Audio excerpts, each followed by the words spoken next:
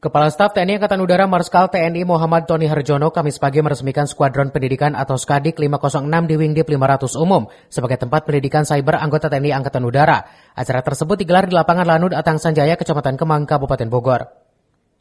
Kepala Staf Angkatan Udara Marskal TNI Muhammad Tony Harjono saat memimpin upacara pelantikan sekaligus meresmikan Skadik 506 Pendidikan Cyber untuk prajurit-prajurit kemampuan cyber dan IT yang andal.